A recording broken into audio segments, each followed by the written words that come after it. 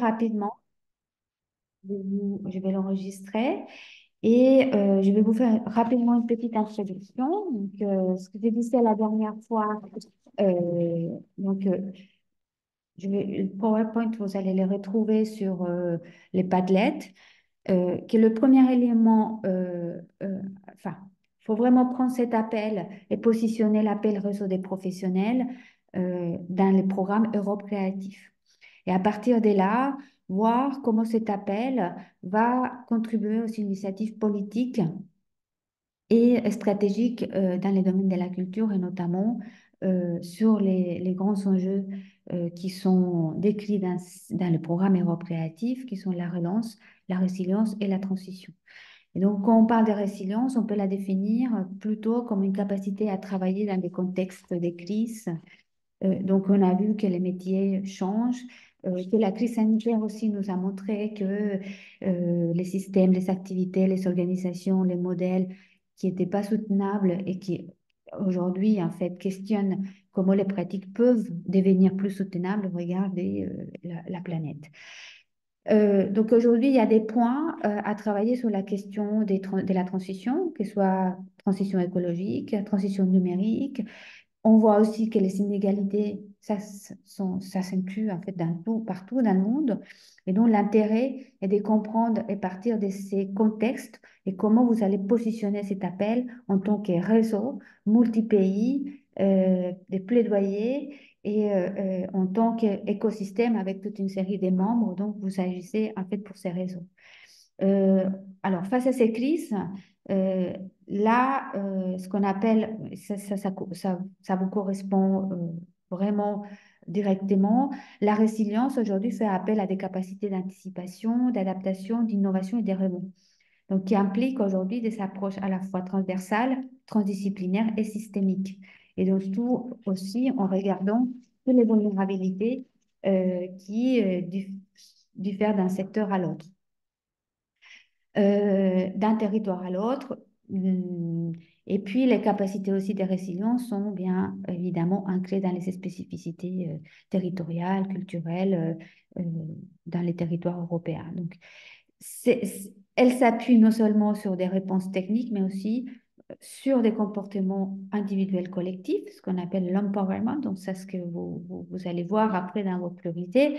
Donc, il requiert d'une gouvernance capable, ça c'est un peu le rôle des réseaux, d'anticiper, mais aussi de faire face à tout l'imprévisible et l'incertitude, et aussi d'être capable aussi de collaborer entre différentes échelles, entre territoires différents, et d'intégrer aussi des initiatives d'acteurs multiples pour consolider votre ressource et aussi capable d'embarquer les citoyens dans la définition plutôt des trajectoires partagées. C'est un peu le rôle des réseaux aujourd'hui.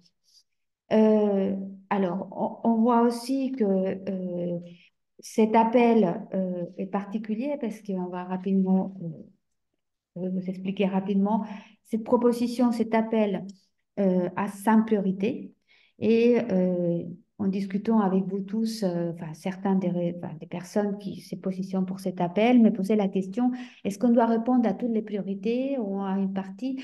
L'appel, il vous dit, vous pouvez répondre en partie ou à tout. Donc, il n'y a pas vraiment quelque chose de fixe, mais le conseil, c'est de répondre à toutes les priorités. Donc, il n'y a pas une au plus importante que l'autre. Donc là, vous allez voir dans le PowerPoint que vous avez cinq priorités spécifiques. Et vous devez d'une part répondre à une des priorités qui est dédiée à ce qu'on appelle l'empowerment des secteurs ou des artistes, des professionnels. C'est renforcer les capacités, responsabiliser les secteurs culturels et créatifs, ce qu'on appelle l'empowerment. Un peu difficile à traduire parce que c'est vraiment un processus de capacitation, d'empowerment et c'est vraiment renforcer le pouvoir d'agir euh, en mélangeant des approches individuelles et collectives, un pouvoir d'agir plus comme un pouvoir génératif qui place les acteurs en capacité de faire des changements, en capacité de décider, en capacité d'exercer une action sur vraiment une communauté qui va permettre vraiment de développer un travail collectif. Voilà, donc entrer dans des logiques d'empowerment nécessite de mobiliser des ressources, d'être en capacité de faire fructifier pour renforcer les capacités d'agir.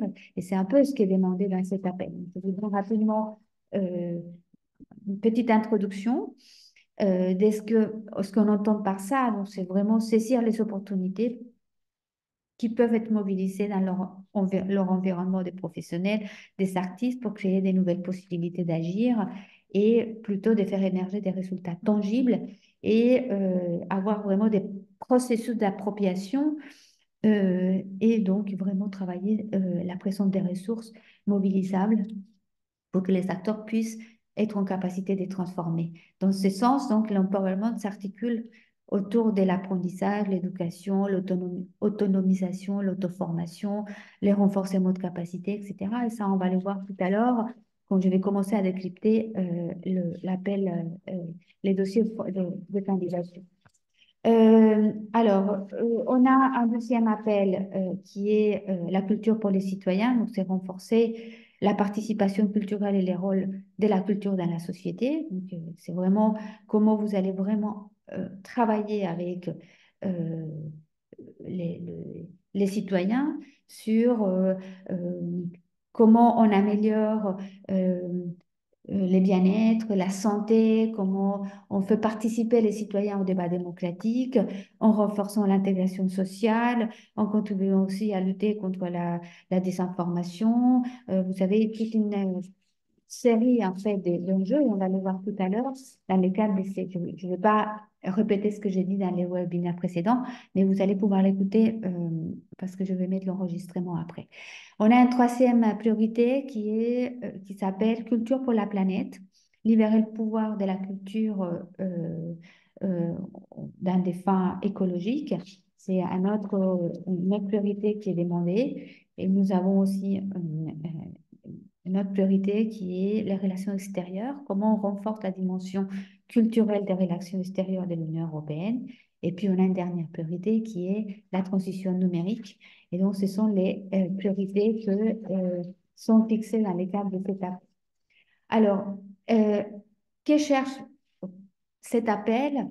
Renforcer les capacités, bien évidemment, des professionnels et des membres des réseaux. Faire émerger une stratégie solide et structurée, des projets qui peuvent représenter les intérêts, ouais, est un plaidoyer multi-pays, multi-pays et multi-géographie. Des projets qui partagent, qui exploitent et disséminent des résultats et des projets qui vont créer des conditions justes, équitables pour les professionnels et ses membres et les artistes. Et notamment, les réseaux doivent être un réseau qui porte un projet structurant euh, dans les secteurs que vous représentez ou dans le réseau que vous représentez. Alors, il s'agit en fait d'une candidature mono-bénéficiaire.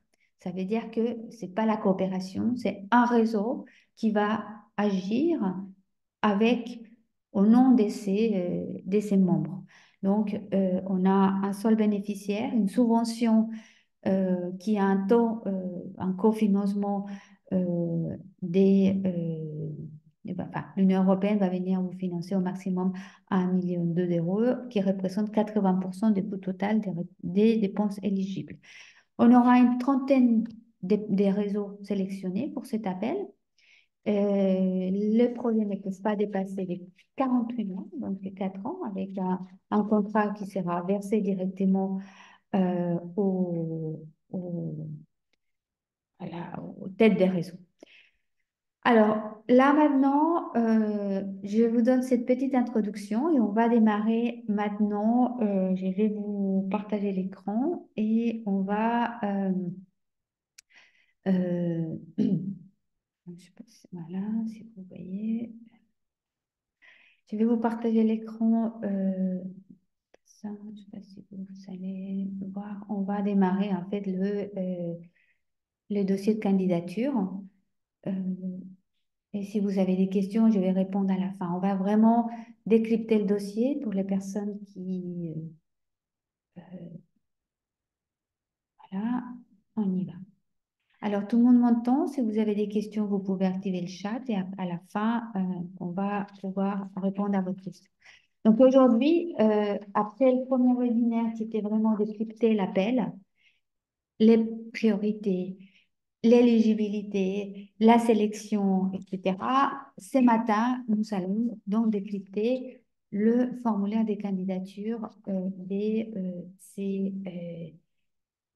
ces volets. Alors, euh, donc, il faut déjà savoir que pour postuler à cet appel, vous devez vous adresser à la plateforme. Donc, vous voyez l'adresse qui est là. C'est la plateforme en fait de l'Union européenne où vous allez pouvoir trouver tous les appels à proposition des programmes qui sont lancés par l'Union européenne. Vous allez sur le programme Europe Créative. J'imagine que vous avez fait déjà tous la manipulation en fait pour accéder. Donc, vous allez retrouver l'école et télécharger tous les documents. Donc, vous devez vous loguer, créer un compte, créer un PIC. Et à partir de là, vous allez pouvoir retrouver tous les documents nécessaires pour cette candidature. Alors, comment il est structuré cette candidature? On a trois parties. On a la partie A, donc je vais vous la montrer. Il est directement à remplir en ligne. Ce que je vous montre ici, c'est juste un draft euh, général qui va vous permettre en fait de décrypter cet appel. Donc, pour accéder à la partie 1, les seuls moyens d'y accéder, c'est de vous connecter à la plateforme à partir de votre compte. Donc, on a la partie A. Donc, comme je vous dis, il est basé sur des informations qui doivent être saisies par tous les candidats via cette plateforme. Alors, la nouveauté, c'est que vous pouvez faire des soumissions tout le temps, sans que le dossier soit définitivement soumis. Donc, ça veut dire que ça vous permet à la fin de ne pas rater les dépôts. Donc, n'ayez pas peur de faire des soumissions et de faire des modifications jusqu'au 7 mars, 17 heures, qui est la deadline. Alors, cette partie A, on va voir que c'est vraiment une partie administrative où vous allez pouvoir saisir. Je ne veux pas tarder dans cette partie. Donc, vous devez ramener des informations qui sont déjà données dans la partie B. Donc, le Proposal ID, c'est un numéro qui vous est donné directement par l'Union européenne. Donc, pas de panique. Il est déjà enregistré. Vous allez le recevoir. Vous allez pouvoir le insérer ici, ce qu'on appelle un Proposal ID.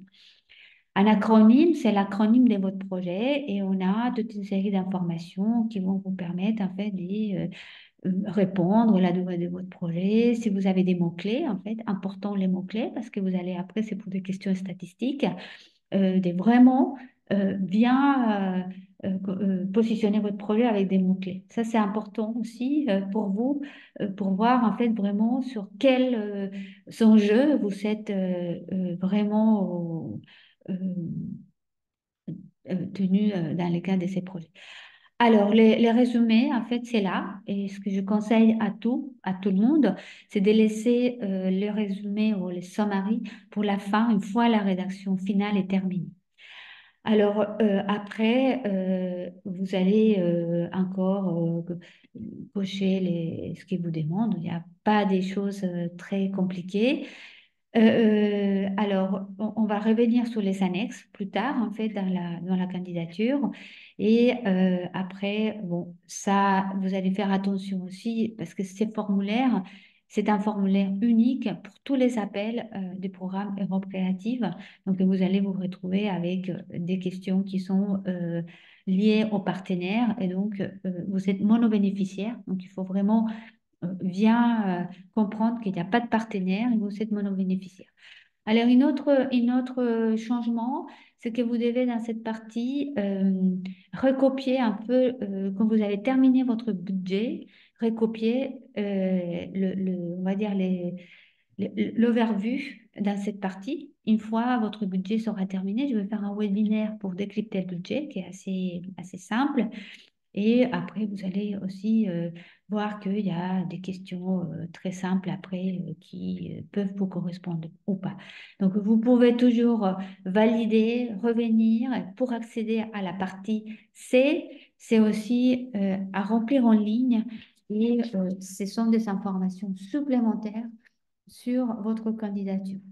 Alors, la partie B, donc on a une partie A à remplir en ligne, ce sont des questions administratives. La partie B est la partie qui va vous permettre aux évaluateurs d'évaluer la sélection de votre projet avec des critères d'évaluation qu'on a vus la dernière fois dans les webinaires précédents. Et cette partie B fait partie des annexes. Donc, cette partie B, si vous voulez, parmi les annexes on a donc la partie A et C à remplir en ligne et on a les formulaires B, la partie B qui est à télécharger euh, dans la plateforme. On a la liste des 4 projets clés précédents et on a la liste des membres de votre réseau. Il y a un modèle que vous devez télécharger et ensuite on a les budgets. Alors, il ne faut rien mettre d'autre. C'est uniquement vous restez vraiment dans cette liste. Vous ne pouvez pas euh, ajouter d'autres pièces jointes parce qu'ils vont évaluer vraiment ces pièces-là. Si votre réseau est sélectionné, ils vont bien évidemment vous demander d'autres informations. Alors, on va commencer par cette partie B qui est très importante. Comme je vous ai dit, euh, vous disiez bien, en fait, il y a tout le sommaire qui vous permet de bien comprendre en fait comment il est structuré cette partie. Alors, cette partie B est structurée sur des critères d'évaluation, je vais vous le dire. Donc, le dossier est structuré de la même façon. Donc, on a une partie qui est toute la pertinence de votre projet, qui comprend le contexte, les objectifs, l'analyse des besoins, la complémentarité avec des actions, d'autres actions, d'autres projets, l'innovation, la valeur ajoutée et notamment les priorités transversales. Donc, ça équivaut à 40 points. Ensuite, on a une deuxième partie qui est la qualité et le contenu des activités. Donc, c'est le concept, votre méthodologie, les travails avec les membres de votre réseau, les groupes cibles. Et ça donne 30 points. Et on a une troisième partie qui est toute la gestion et le management des projets. Donc, c'est vraiment la prise de décision, l'équipe de projet, les personnels, les ressources, y compris la capacité opérationnelle et financière, la rentabilité, la gestion financière, la gestion des projets, la qualité, les risques, et ça donne 10 points. Et puis, on a tout ce qui est impact, diffusion, qui est la communication, la durabilité des projets, qui vous donne 20 points. Les seuils par critère, donc on a 20 sur 40 pour la pertinence, pour la qualité des activités, 15 sur 30. Pour la gestion de projet, 5 sur 10. Et pour l'impact, 10 sur 20. Les seuils global minimum est des 70 points. Donc, les propositions qui dépassent ces seuils des 70 points seront prises en compte pour les financements. Et je dis bien dans la limite des budgets disponibles. C'est-à-dire que si vous avez euh, des personnes qui ont plus des 70 points, à 85-90, évidemment que ça va être en fonction des budgets que les candidatures seront acceptées. Alors, il faut voir cette formulaire des candidatures comme un outil de gestion de projet. Euh, ça va vous, comment dire, ça va vous permettre après vraiment, quand vous avez terminé, pensez que c'est beaucoup de travail, mais ça va être vraiment l'outil de gestion de votre réseau. L'outil de gestion qui va vous permettre aussi de voir la façon comment vous avez conçu le projet jusqu'à la façon comment vous allez les mettre en œuvre. Donc, on va, et c'est pas, enfin, il y a beaucoup de personnes qui consacrent à la pertinence et laissent de côté la gestion, vous pouvez perdre beaucoup de points. Donc, il faut vraiment, avec soin, répondre à toutes les questions avec beaucoup de soin et respecter en fait les nombres des pages qui sont demandées. Alors, on va commencer par la pertinence, 1.1, qui est ce qu'on appelle, ce que veut dire là, la pertinence, contexte, objectif. C'est dans quelle mesure les projets est-il pertinent par rapport à la portée de l'appel, comment le projet répond aux objectifs de l'appel et quelle est la contribution de votre projet aux priorités de l'appel. Donc là, ce qu'on va commencer à rédiger, vous allez insérer votre texte ici. Qu'est-ce que ça veut dire cette question? Alors ici, votre projet doit commencer à répondre à cette question, à faire les liens entre les priorités de l'appel et votre projet. Ici, vous devez montrer les liens entre ces deux, entre les priorités de l'appel et votre plan stratégique. Vous devez analyser avec vos membres et tout l'écosystème de votre réseau l'introduction de votre stratégie. Pourquoi? Parce que cette stratégie va définir les scénarios dans lesquels vous devez évoluer. C'est-à-dire, vous devez ici vraiment bien présenter quel est le challenge ou les défis de votre projet. C'est toujours une question que j'ai posée à quelques membres qui ont, enfin, quelques réseaux qui m'ont contacté. Et c'est toujours cette question, quel est vraiment le défi et au challenge que vous souhaitez vraiment répondre d'ici les prochaines années. Donc là, à partir de là, ça va vous permettre vraiment de bien définir la portée de votre sujet, les impacts attendus et aussi d'expliquer les plus précisément possible l'élément élément par élément et comment vous allez vraiment l'argumenter et en répondant à la pertinence de votre projet. Alors, éventuellement, vous pouvez utiliser des tableaux, vous pouvez utiliser aussi la rédaction, mais ce qui est intéressant ici, c'est de pouvoir répertorier tous les enjeux de votre projet en lien aux priorités des projets, de l'appel, pardon. C'est-à-dire chantier par chantier, c'est-à-dire on prend les chantiers, c'est les priorités, et vous allez répondre euh, avec le plan stratégique de votre proposition de réseau. Cette partie est l'endroit où, pour la première fois, vous avez l'opportunité vraiment de présenter également l'impact des projets. Donc, ici, il est demandé aussi une description de la manière dont votre projet des réseaux va contribuer à un certain nombre de domaines et notamment, vous allez expliquer avec quels impacts vous devez les mentionner rapidement, parce qu'après, vous allez pouvoir les développer plus tard. Et vous pouvez faire référence aux endroits d'autres parties des dossiers où vous allez peut-être développer davantage. Donc, l'idée, c'est pas de répéter parce que les réponses sont pas les mêmes. Des fois, on a l'impression de répéter. Et si vous pensez que vous allez répéter parce que plus tard, vous allez les développer de façon plus détaillée, vous mettez entre la parenthèse, voire section 5, etc. Donc ici, ce que je vous dis par exemple, si vous prenez la première priorité qui est vraiment le renforcement de capacité ou l'empowerment, le renforcement de capacité, vous devez par exemple commencer à expliquer quel est l'enjeu de réseau par rapport à cette priorité.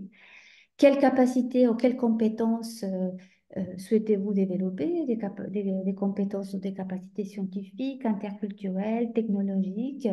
Quels sont les impacts aussi sociétaux, environnementaux? Il est important aussi de noter que dans les cadres de les stratégies liées à l'environnement, enfin, on oublie toujours et puis on les laisse plus tard et on va répondre à une autre question. Ici, ça fait partie des questions des pertinences tous on va dire les stratégies transversales liées au Green Deal. Donc, quel est l'impact environnemental euh, qui porte votre projet, toujours en fait en alignement avec les programmes de travail que vous présentez. Donc, il est assez courant que des projets, des réseaux puissent avoir des impacts environnementaux collatéraux. Donc, il faut bien l'expliquer et montrer comment les projets vont améliorer la capacité d'innovation et va renforcer les compétences de ses membres par rapport aux différents niveaux que vous présentez dans cette priorité. Par exemple, dans les cas d'actions d'innovation, si vous menez des actions d'innovation, il est par exemple important euh, de présenter comment les membres vont s'approprier, expliquer qu'est-ce que ça va générer le projet, créer des nouvelles connaissances, lesquelles, renforcer le capital humain des membres, favoriser la diffusion des connaissances, lesquelles, répondre aux priorités politiques en tant que plaidoyer, quel est l'impact sociétal de votre réseau, comment vous allez faire émerger aussi, offrir davantage des opportunités avoir vraiment un impact important des réseautages pour vos membres. Quel est l'impact économique, par exemple, euh, que vous allez vraiment créer, générer de l'emploi, créer des conditions plus justes, équitables pour vos membres, pour les artistes. Donc tout ça, vous devez les justifier en fait de façon. Donc ici, cette partie, surtout la première partie, c'est l'endroit où vous allez expliquer pour la première fois à l'évaluateur, en fait, vraiment la portée de votre projet, des réseaux. Donc, il faut, dans cette proposition aussi, expliquer clairement comment les résultats de votre projet, quand je dis les résultats, ce sont les livrables, vont entraîner un impact au fil du temps et après la durée de votre projet. Même si après vous développez davantage, vous pouvez citer, faire mention aux parties où vous le développez de façon beaucoup plus détaillée. La proposition doit montrer ici l'approche interdisciplinaire. Par exemple, vous êtes un réseau qui représente des intérêts auprès des institutions, donc avec qui vous travaillez la santé, le numérique, l'économie, les médias, et aussi l'approche intersectorielle. Donc, vous travaillez avec des secteurs différents, avec des projets qui sont des secteurs différents, mais que vous trouvez aussi des approches, ou peut-être avec des partenaires des secteurs privés. Et donc, cette approche doit être bien expliquée et chaque contribution de chaque discipline à l'approche globale doit être ponctuellement décrite en ciblant un ensemble pertinent des données, des connaissances, des concepts, des méthodes, des modèles issus des diverses disciplines. Donc, lisez bien les priorités d'école et trouvez les liens entre les priorités, les livrables et indiquer comment, où ça commence les projets, comment ils se terminent et tenez en compte que les projets, c'est vraiment un projet de réseau et de bien montrer quel est le challenge de votre projet. Donc là, ici, on voit bien que vous devez faire référence aussi aux stratégies européennes. Ce que je vais vous mettre dans les Padlet, le Parlement en tant que réseau, vous devez voir un peu ce que le Parlement européen a travaillé récemment sur les statuts de l'artiste.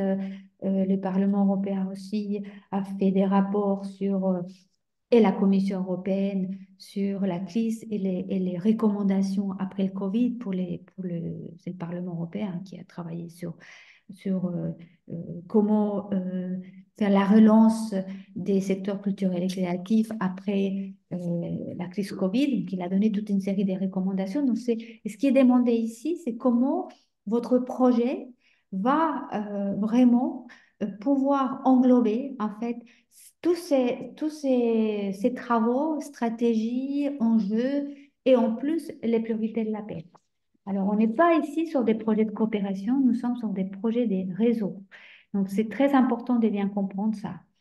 Ensuite, on a l'analyse des besoins.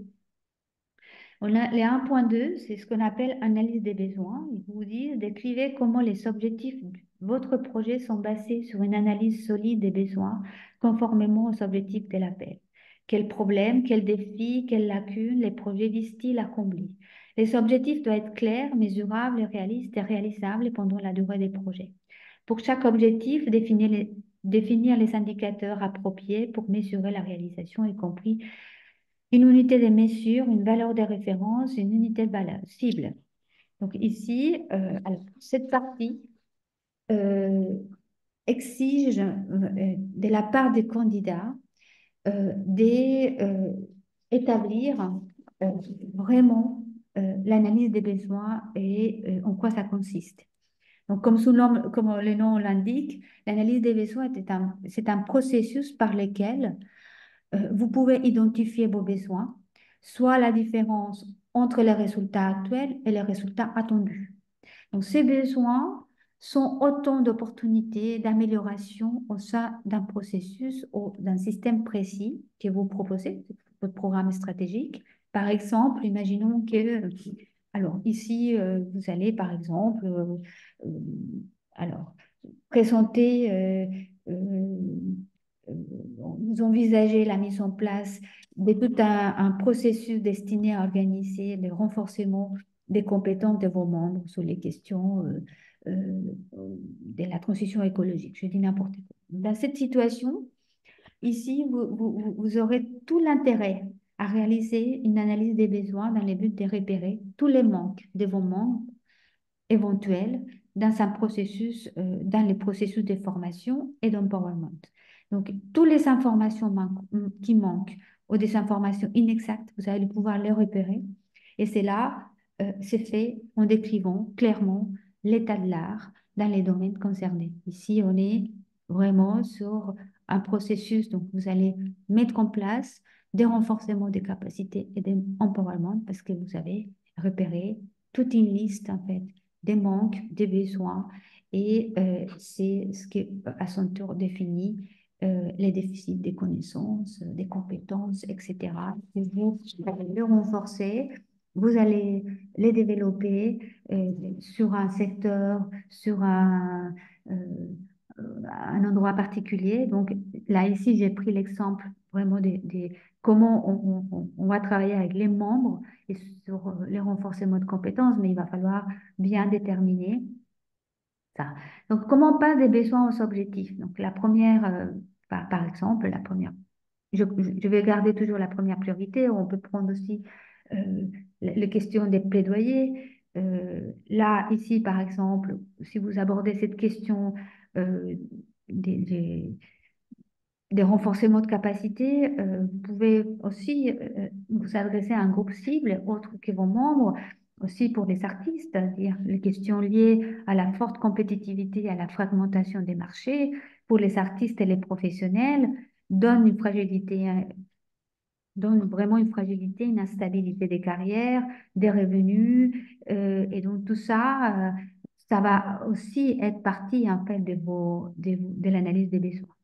Et donc, cette remise en question des anciens modèles au regard des modèles alternatifs que vous allez, vous, en tant que réseau des professionnels, avec, pour les membres, vous allez pouvoir tester, vous allez pouvoir mettre en place. C'est vraiment comment on questionne en fait les anciens modèles et on revient sur des nouveaux modèles. Nous avons donc vu que un nombre de projets ont développé et mis en œuvre des activités de renforcement de capacité des artistes ou des professionnels afin de favoriser leur intégration sur le marché de travail, des programmes aussi ou des actions qui sont mis en place pour travailler avec les publics, l'accessibilité, etc.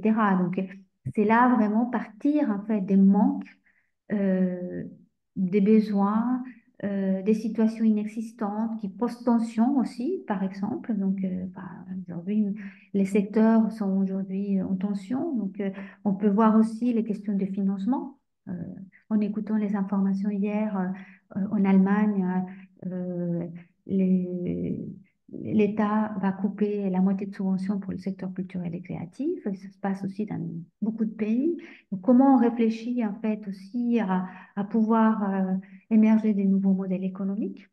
Donc voilà, donc tout ça, ça c'est par exemple un autre constat qu'on voit, c'est aussi, comme je vous l'ai dit tout à l'heure, la pandémie, donc, qui a considérablement bouleversé les lieux de travail traditionnels et a impacté les sens du travail, ainsi qu'une manière aussi d'envisager l'empowerment des artistes, des organisations, des bons membres, et aussi donc l'idée de favoriser leur émancipation individuelle et collective. Et ça aussi, c'est leur permettre de pousser dans leur pratique artistique au-delà des frontières, des disciplines traditionnelles, échanger avec d'autres praticiens, explorer de nouveaux formats, euh, arriver à proposer des nouveaux processus aussi artistiques dans des espaces dédiés. etc. Donc, à cet égard, tous les réseaux ont un rôle à jouer pour repenser, par exemple, l'hospitalité, permettre avec ses membres et permettre aux artistes reconquérir ces espaces culturels, hein. Vous avez des membres, donc ce sont des idées et des exemples que je vous donne. Donc, alors là, bien évidemment, comment on pense le renforcement de leurs capacités et questionner en profondeur leurs méthodes de production, de distribution, comment, par exemple, les espaces des organisations de vos membres peuvent devenir des espaces sûrs où la diversité est nourrie de manière tangible et des nouvelles façons de travailler, d'expérimenter, de vivre ensemble peuvent être explorées. Donc, je vous donne quelques exemples en fait, qui vous permettent aussi de prendre vraiment en compte les besoins de vos membres et commencer vraiment à travailler en fait toutes les priorités. Vous pouvez jouer entre vraiment toutes les priorités. Donc là, ça va vous permettre aussi, par exemple, de faire allusion à l'initiative des New European Bauhaus, par exemple, qui vise à créer une société inclusive, des espaces accessibles où se croisent l'art, l'inclusion, les sciences, la recherche, etc. Donc, c'est, c'est vraiment bien positionner votre projet. Et l'idée, c'est vraiment d'expliquer comment le projet prévoit d'aller au-delà de l'état de l'art dans les domaines concernés. Et c'est vraiment le statut de l'état de l'art qui va rétablir la nouveauté des projets et qui va permettre de présenter une proposition ambitieuse et réaliste. Alors, qu'est-ce que c'est l'état de l'art? Rapidement, hein, parce que enfin, je ne sais pas si vous le savez, ici, c'est important d'exprimer quelle est la nouveauté en fait de votre projet. Donc là, la proposition, c'est pas un article, ce n'est pas une thèse, mais d'expliquer, ni d'expliquer ce que vous avez déjà fait pour les réseaux qui sont déjà là, mais plutôt de décrire une situation actuelle non seulement du point de vue social, territorial, artistique, scientifique, mais aussi en termes d'innovation, et notamment l'innovation sociétale, c'est-à-dire trouver des réponses inédites à des problèmes des bons membres, des problèmes des artistes, problèmes, voilà. Donc c'est là où ça va jouer, vous allez le développer dans une autre question plus tard, mais ici c'est important aussi d'expliquer les endroits d'innovation de votre projet, d'expliquer clairement les étapes que ces projets vont prendre pour approfondir ou développer ce que vous souhaitez vraiment faire. Et soyez vraiment synthétique et faites la différence aussi avec d'autres réseaux, avec d'autres projets. Qu'est-ce que vous faites vraiment de différent? Pourquoi ce que vous faites est important de soutenir. Donc, c'est vraiment ce qu'on appelle décriver l'état de l'art. C'est ce qui fait vraiment la difficulté pour plusieurs personnes dans la rédaction. Et il faut vraiment arriver à scanner et analyser et présenter les domaines d'intérêt pour montrer clairement quel est l'état de l'art et ses implications actuelles de votre réseau. Donc, assurez-vous d'expliquer comment votre projet apporte vraiment une solution, enfin une solution, des réponses, on va dire, pas des solutions miracles, mais des réponses pour vous questionner quelque chose, à savoir euh, comment élargir l'état actuel, qu'il soit technique, économique, sociétal, et essayer de combler ou de trouver des réponses à des manques qui existent aujourd'hui. Donc, c'est un peu le rôle des réseaux aussi, hein, d'être un plaidoyer, d'arriver à faire ça. On passe à la question 1.3. Alors là, ils vous disent aussi qu'il vous faut des mesures d'évaluation. Donc là, on pourra jouer avec des tableaux. Donc, ce que je vous conseille de faire, c'est de faire un tableau une fois vous avez déterminé les objectifs de votre projet et vous utilisez un tableau qui va vous permettre d'utiliser les mesures qui sont nombrées, pardon, expliquées là dans les dossiers de candidature. Et je peux vous fournir un tableau peut-être pour vous aider à mieux repérer les mesures, les indicateurs d'évaluation en fonction des objectifs qui ont été euh, identifié après avoir fait une analyse des besoins. Alors, le 1.3, c'est la complémentarité avec d'autres actions et l'innovation valeur ajoutée européenne. Donc, vous voyez, il y a des endroits où vous allez pouvoir développer davantage certaines parties. Donc, vous pouvez jouer entre la rédaction, si vous avez des parties qui sont mieux rédigées plus tard, vous pouvez l'expliquer plus tard. Alors ici, c'est la complémentarité avec d'autres actions et l'innovation. Vous devez, dans cette partie, 1.3, je vais l'agrandir un petit peu, expliquer comment les projets s'appuient sur des résultats, sur les résultats des activités passées menées sur les terrains et vous devez aussi décrire les aspects innovants. Vous devez expliquer en quoi les activités sont complémentaires à d'autres activités menées par d'autres organisations. Illustrer également la dimension européenne des activités, dimension transnationale des projets, impact, intérêt pour un certain nombre de pays et la possibilité d'utiliser les résultats dans d'autres pays, potentiel de développement, de la confiance mutuelle transfrontalière, coopération entre les pays de l'Union européenne, etc. Quels pays bénéficieront du projet, direct ou indirectement, où auront lieu les activités?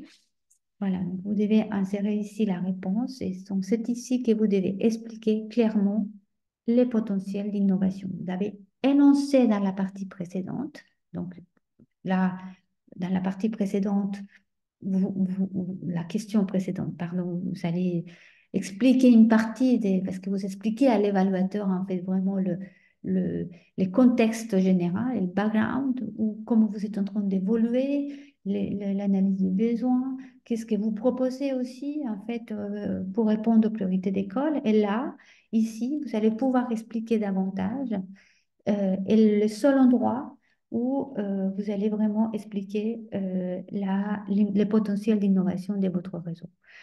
En termes des percées, d'opportunités, euh, de nouvelles compétences, de nouveaux produits, de nouveaux services, de nouveaux modèles économiques, de nouvelles formes d'organisation. Je ne sais pas, en fait, vraiment, tout ce qui est vraiment lié à votre contexte. Et l'accent de cette question va varier selon les types de réseaux. Donc, vous pouvez être des réseaux transsectoriels, transdisciplinaires ou des réseaux sectoriels. Donc, attention à ce que vous proposez comme action innovante. Donc, je vous répète, l'idée, ce n'est pas pour les anciens réseaux de décrire tout ce que vous avez déjà fait, mais de ce que comment vous allez évoluer. Donc, vous avez par exemple des actions, je sais pas, d'innovation. Donc là, vous allez décrire que vous allez vraiment mettre en place des nouvelles connaissances scientifiques ou des recherches parce que, et vous expliquer pourquoi aujourd'hui il y a cette nécessité liée par exemple aux questions technologiques. Je ne sais pas, avoir une approche qui fonctionne pour une application, pour un certain, je sais pas, un secteur particulier.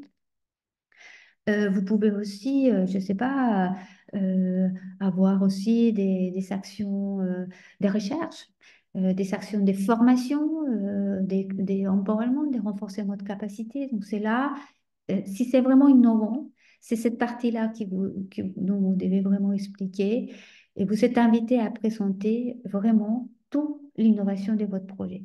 Donc assurez-vous que l'aspect innovant de votre projet est clair. Et vous devez donc bien évidemment être bien lisible pour que votre projet dans la partie innovante soit très clair et le processus d'innovation aussi et permettre aussi de voir quel est le potentiel des changements euh, et dans quelle dynamique vous êtes. Euh, alors, une autre question qu'il faut te poser ici, c'est qu'est-ce qui vous différencie des autres réseaux? On l'a dit dans la partie précédente, mais ici, vous pouvez le développer.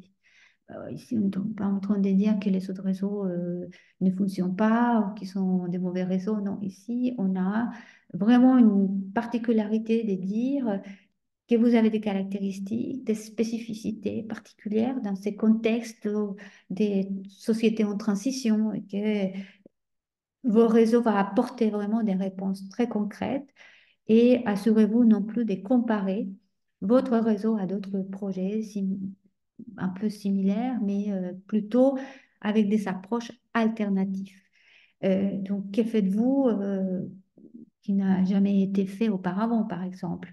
Pourquoi votre réseau développe, pourquoi vous le proposez maintenant, en fait? Pourquoi c'est maintenant et pas avant? Pourquoi vous venez maintenant vraiment bien justifier quelle est la fenêtre d'opportunité que vous souhaitez vraiment explorer, présenter, défendre auprès de ces réseaux? Donc là, ici, on est vraiment sur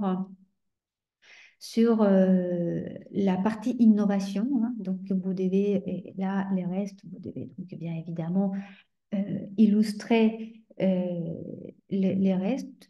Alors, après, la complémentarité avec des actions et des activités transfrontalières, illustrer les normes des pays, la possibilité d'utiliser des résultats, etc. Donc, on va les mettre ici. Là, vous êtes obligé en fait à répondre à toutes les questions, hein, parce que vous êtes des réseaux, donc je vous dis, vous êtes monobénéficiaires, c'est comme les Creative Europe Desk, on est monobénéficiaires, comme les plateformes. Et donc l'idée, c'est de répondre à toutes les questions.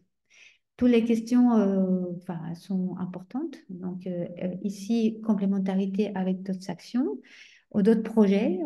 Quelle est vraiment l'interaction? Donc ici, il est important d'avoir un aperçu des projets, on va dire, internationaux liés aux projets que vous proposez, des réseaux. Ne montrez pas seulement que vous êtes au courant, que ça existe, que bon, j'ai entendu dire que, mais expliquez bien.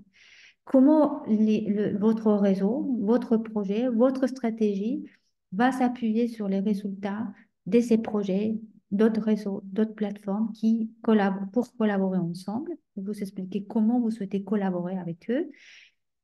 Et il faut trouver aussi des projets, des réseaux pertinents qui soient passés en cours dont vous pouvez utiliser aussi, euh, je sais pas, la plateforme pour aller chercher, voir un peu ce que l'Union européenne finance ou a financé et pouvoir complémentarité, trouver des complémentarités. Il faut les appeler, il faut savoir concrètement comment vous allez travailler avec ces réseaux, sur quelles actions, quelles priorités, quelles stratégies.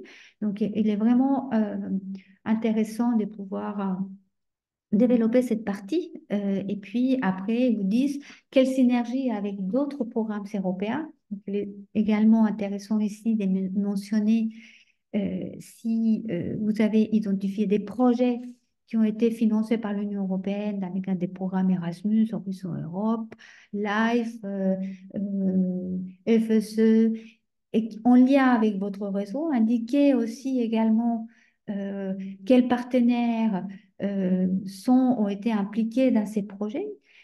Tout ça va montrer que vous êtes en mesure de développer efficacement les connaissances que vous souhaitez développer à partir de ces projets. Vous avez quand même une solide base de travail et vous allez pouvoir vraiment expliquer comment faire les liens avec les autres programmes européens. Alors ensuite, on passe à la question 1.4. Ce que je vous ai dit tout à l'heure, c'est les priorités transversales. Alors, les priorités transversales, ici, vous dites expliquer dans la conception de votre projet des réseaux, sa mise en œuvre, comment les réseaux vont contribuer spécifiquement à relever les défis environnementaux. Alors, pour les desks, ça ne vous correspond pas, donc il ne faut pas répondre. Donc, on répond à la première question et c'est idem pour la question des genres, inclusion, diversité. C'est exactement la même question. Alors, si je prends l'environnement, déjà, c'est simplement dire on va juste prendre moins l'avion et ça, oui. Mais il faut expliquer dans la conception, c'est-à-dire que plus tard dans la candidature, il vous demande d'écrire le design de votre projet. Le design de votre projet, je ne sais pas comment vous allez le designer, on va revenir tout à l'heure. Donc, si vous avez designé votre projet en fonction des priorités, vous pouvez le dire, voilà. Ou si vous avez un autre design des projets, parce que vous allez avoir un autre processus pour prendre en compte les priorités, c'est à vous de l'expliquer, de l'argumenter plus tard. On va les voir dans les questions qui arrivent. Donc, dans cette partie de l'environnement, effectivement, c'est de bien présenter comment dans les différentes étapes de votre projet, vous allez vraiment prendre en compte les questions environnementales. Par exemple, si vous allez avoir une étape de tout ce qui est management et gestion, je vais prendre un exemple, hein. Vous allez pouvoir dire que vous allez encourager les modes de consommation et les mobilités éco-responsables, vous expliquer comment, qu'est-ce que vous allez faire, est-ce que vous allez, je sais pas, adopter une charte éthique, est-ce que vous allez faire venir des experts pour faire étudier, je sais pas, le bilan carbone de votre projet des réseaux. Donc, c'est vraiment dans la mise en œuvre des activités comment les membres, par exemple, vont encourager, comment le réseau va encourager les membres plutôt à adopter une démarche éco-responsable. Comment vous allez, par exemple, dans la partie de gestion, utiliser des produits recyclés, réutilisables, le matériel d'équipement.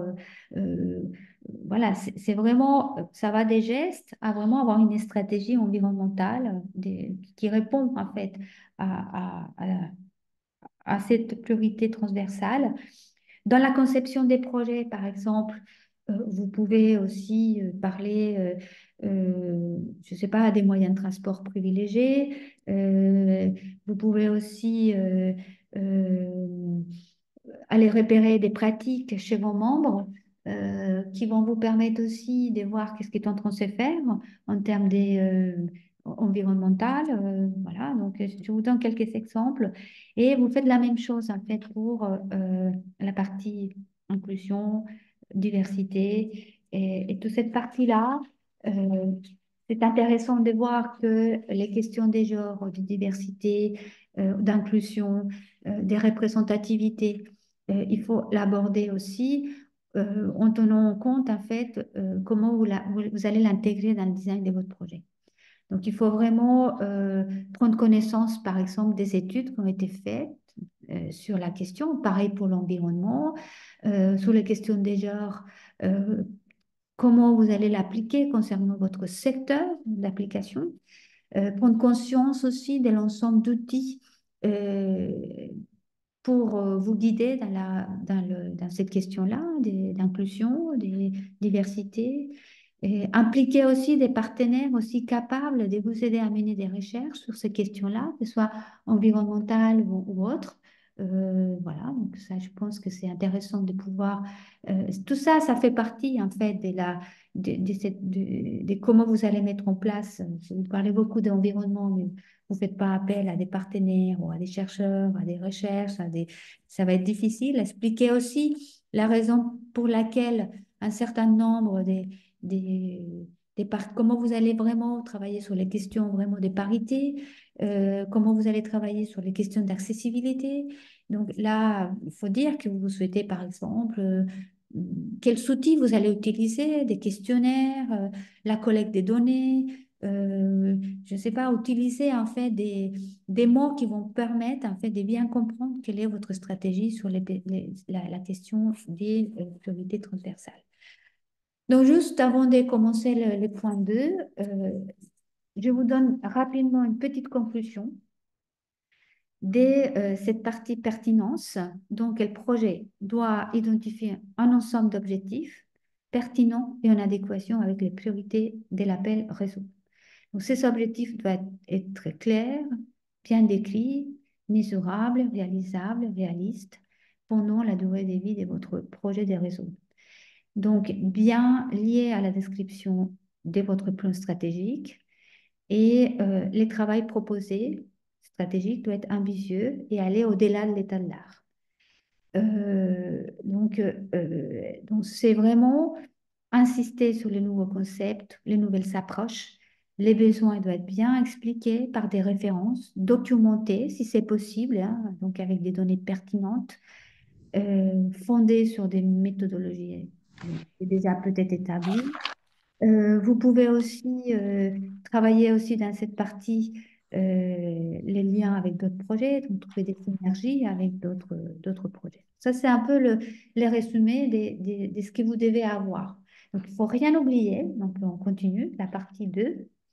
Donc, c'est la suite. Donc, vous voyez, vous n'allez pas répéter ce que vous allez développer en détail plus tard, mais vous faites allusion à des choses dans la première partie que vous allez développer davantage dans les autres parties. Alors, les concepts de méthodologie. Alors, ici, il vous demande de décrire l'approche et la méthodologie derrière les projets de réseau. Expliquez pourquoi ces méthodologies, cette approche sont les plus adaptées pour atteindre les objectifs de votre projet. Alors, il faut bien, ici, dans cette partie, savoir que euh, ici, vous avez dit dans la première partie que vous allez faire de l'innovation, que votre réseau est vraiment très pertinent. Et là, maintenant, euh, dans cette partie, vous devez, donc, des fois, c'est bien d'insérer un dessin, enfin, on va dire une sorte de visuel pour montrer les phases de votre projet et l'interconnexion qui existe entre elles pour après détailler la méthodologie que vous allez mettre en place. Je m'explique. Vous allez par exemple avoir dans le concept de votre projet, pour arriver à ces concepts, des phases, prototypage ou des projets pilotes, des études sur le terrain, des formations, des études qui vont donner lieu à des recommandations, je ne sais rien. Voilà. Donc là, pensez aux méthodes et avec les approches, ou des approches et spécifiques à mettre en œuvre dans le cadre de votre projet de réseau. Tous les projets ne sont pas identiques. Donc, envisagez des actions adaptées pour atteindre les objectifs que vous êtes fixés dans la partie précédente. Donc, expliquez une méthodologie facile à lire et à comprendre. Donc, soyez les plus précis possible sur les méthodes, les techniques, les approches que vous allez utiliser pendant toute la durée de votre projet. Ça montre que votre projet va être réalisable et ça va permettre aussi d'être plus précis dans les plans de travail plus tard. Et donc, si vous êtes concret et précis, tout ça, ça va vraiment permettre de voir qu'il y a vraiment des liens entre la partie 5, qui est vraiment toute la mise en place, en fait, des tâches, des work packages, etc. Et donc, qu'est-ce que c'est une méthodologie? Donc, vous devez vous poser plusieurs questions, en fait. Donc, pour définir votre méthodologie, quelle est la question, par exemple, sur un point de renforcement des capacités, vous allez travailler sur vraiment des formations pour renforcer les capacités des membres. Je reviens toujours à la même chose.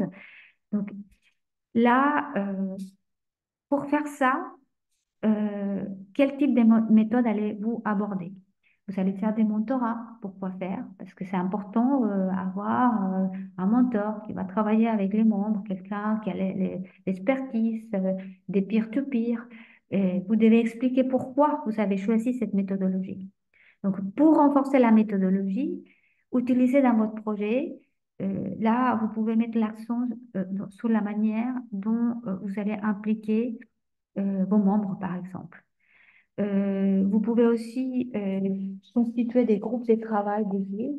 Euh, on, une tâche définie doit être, on mesure en fait de bien comprendre la connexion entre les activités au sein des différentes parties de votre projet. Donc, il faut bien expliquer cette méthodologie et les outils nécessaires pour impliquer tous les parties concernées ou les parties prenantes afin d'obtenir euh, vraiment des résultats.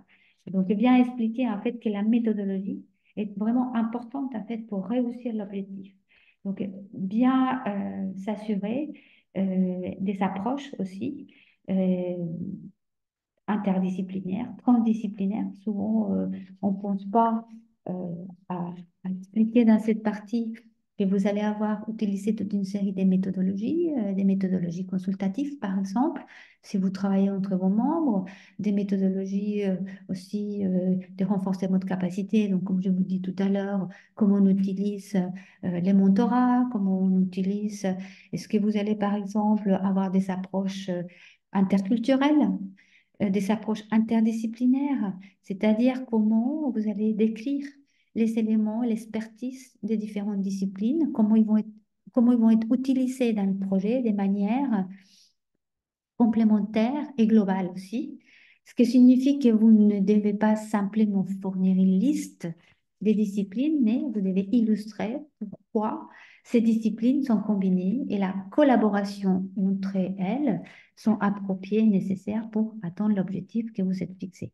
Donc c'est pour ça, c'est une approche en fait de la méthodologie, ce que vous devez expliquer dans le détail. Donc ici, gardez à l'esprit que cette partie est conceptuelle et fait appel principalement vraiment à l'expertise à quelque chose qui va être très lié en fait aux connexions qu'il y a d'une partie à l'autre de votre projet et pour atteindre les objectifs. Quelle est la méthodologie? Parce que je vous ai dit, hein, on va y revenir si vous avez des questions. Donc, si vous considérez que l'approche interdisciplinaire est vraiment très importante, donc il faut l'expliquer. L'approche transsectorielle, l'approche aussi interculturelle. Donc vraiment, pour tout, il faut expliquer en fait, par exemple, la nécessité d'intégrer les sciences sociales humaines. Je vous donne un autre exemple.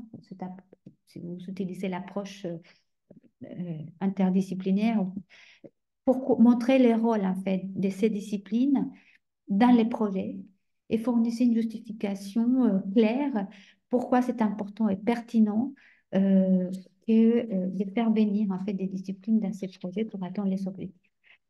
Vous allez faire venir ça, c'est une approche plus, on va dire, euh, technique, numérique, etc. Donc là, c'est dans la méthodologie, en fait, euh, qu'on va continuer à voir et avoir on va dire, la pertinence de votre projet. La méthodologie doit être solide et vous devez la décrire de manière exhaustive, y compris les approches. Donc, je reviens aussi, donc, qui doit être vraiment bien expliqué comment vous allez utiliser en fait tous les approches, tous les processus.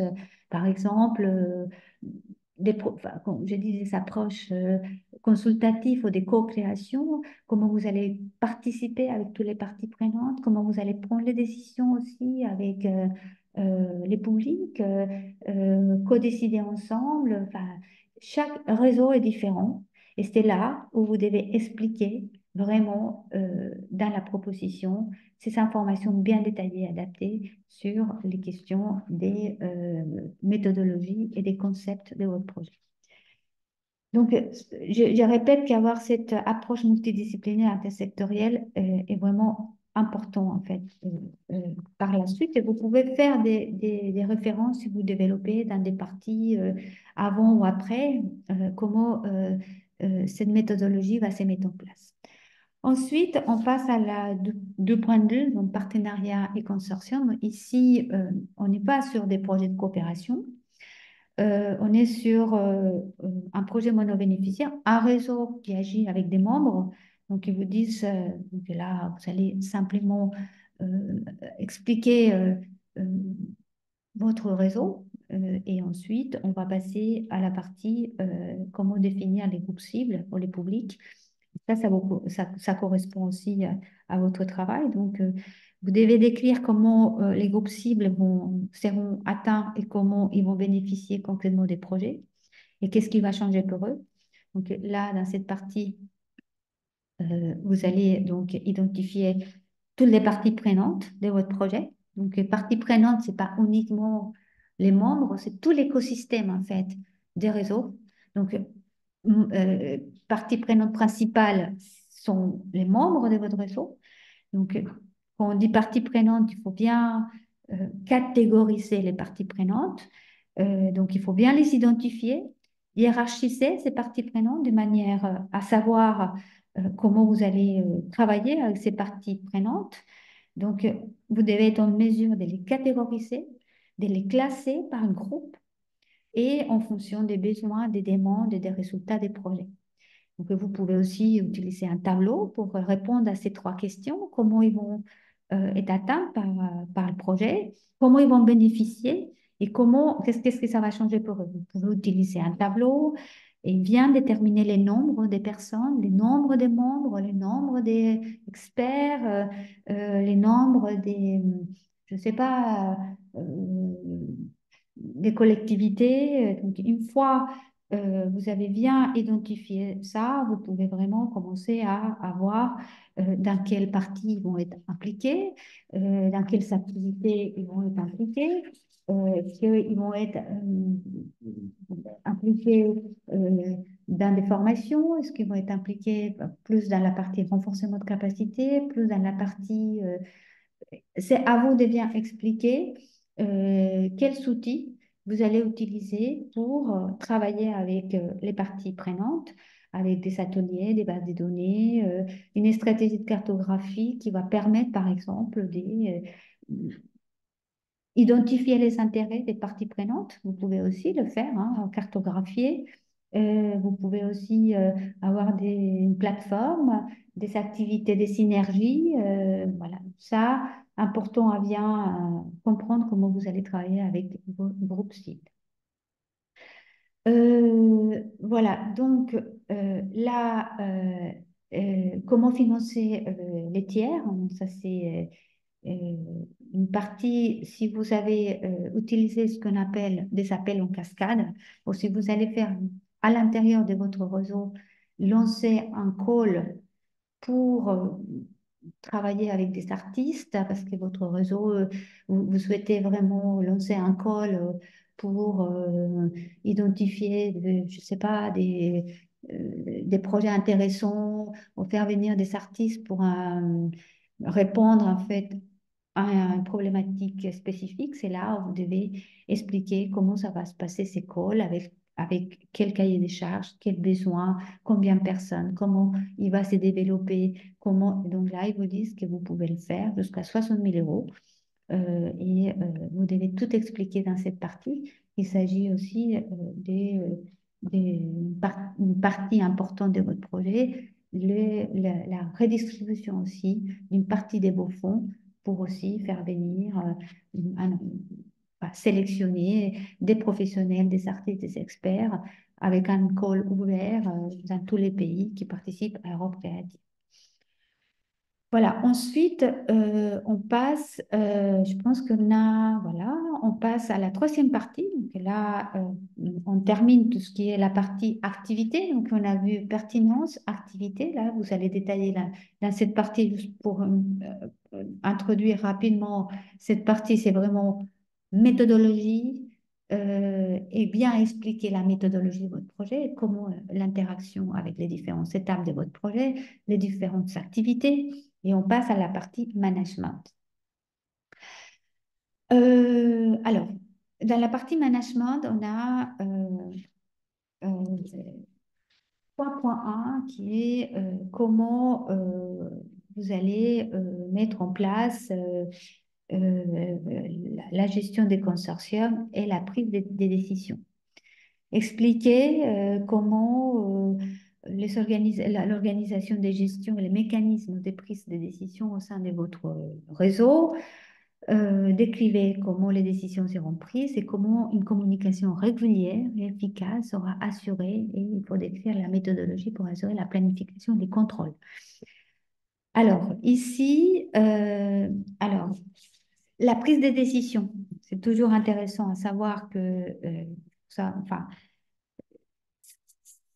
c'est pas une prise de décision qui va des réseaux vers le bas, descendante. Ce que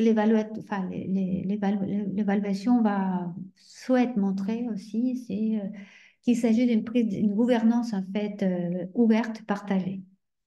Ouverte, partagée, parce que vous allez vraiment travailler de façon fluide avec plusieurs instances de décision qui ont un rôle important en fait dans la mise en œuvre de votre projet. Par exemple, vous pouvez créer une gouvernance avec 5, ou 4, ou 3, ou 5 instances de décision qui sont déterminées. Par exemple, un conseil d'orientation qui va avoir un rôle de prendre toutes les décisions stratégiques de votre réseau, qui est conformé par tous les membres, enfin les membres principaux, avec des représentants extérieurs, avec des financeurs, avec ou un conseil d'administration qui sera à l'intérieur. À vous de déterminer comment il est composé, quel est le rôle de ce comité d'orientation, tous les combien il va se réunir et quels sont les résultats que ça va produire ces comités d'orientation. Vous pouvez imaginer aussi qu'à côté de ces comités d'orientation, vous pouvez avoir un conseil d'administration paritaire, bien évidemment, parce que vous dites comment vous allez le composer de manière paritaire. Par exemple, un conseil d'administration euh, est un conseil consultatif, par exemple. Il est composé de qui? Pour faire quoi? Par exemple, le conseil consultatif va permettre aussi d'avoir un rôle plus des conseils auprès des conseils d'orientation et des boards. C'est à vous de voir quel est vraiment les rôles, combien de fois il va se réunir, quels sont les résultats de ces conseils. Euh, voilà, vous pouvez imaginer aussi un conseil d'administration qui est lié à exécuter ou un conseil d'exécution, je ne sais rien, comme vous voulez l'appeler, qui est lié à prendre toutes les décisions concernant la gestion des projets, y compris le budget, la surveillance et les rapports qui doivent être faits, la conception et la mise en œuvre, le suivi des activités. Donc, il faut bien établir quel est le rôle de ces conseils d'exécution, conseils d'administration, comment il est composé, comment il va travailler avec les conseils d'administration et les conseils consultatifs. Vous pouvez aussi avoir, je ne sais pas, un conseil artistique ou scientifique pour prendre en compte tous les questions plutôt des recherches ou innovantes. Euh, voilà, il faut aussi bien préciser comment il va être composé, avec quelle personne vous allez travailler, quels résultats, etc. Je ne sais pas, vous pouvez aussi avoir un autre format, mais il faut vraiment voir que la prise de décision, dès les stratégies jusqu'à la mise en œuvre des projets, c'est quelque chose de fluide et que est décidé par plusieurs instances qui sont organisées et qui vont permettre aussi la crédibilité des projets et la mise en œuvre des décisions avec une méthodologie consultative, pas une approche consultative, participative. Voilà, voilà, vous pouvez imaginer, par exemple, dans le conseil ou les comités consultatifs, euh, dire que vous allez faire venir des experts aussi pour donner un conseil sur une question spécifique, une personne qui peut assister des conseils d'administration, qui peut assister au conseil consultatif, donner un avis sur les besoins d'une problématique spécifique, etc. Donc là, il faut bien expliquer dans chaque instance la fréquence des réunions, qui est composée, parce qu'après, vous allez avoir dans des parties plus tard, là, pas plus tard qu'après, là, les teams, les staffs. Ça, c'est intéressant aussi de faire des liens entre la partie 3.1 et la partie 3.2. Alors, ici, il vous demande aussi d'expliquer la façon comment vous allez aussi structurer les travails du projet.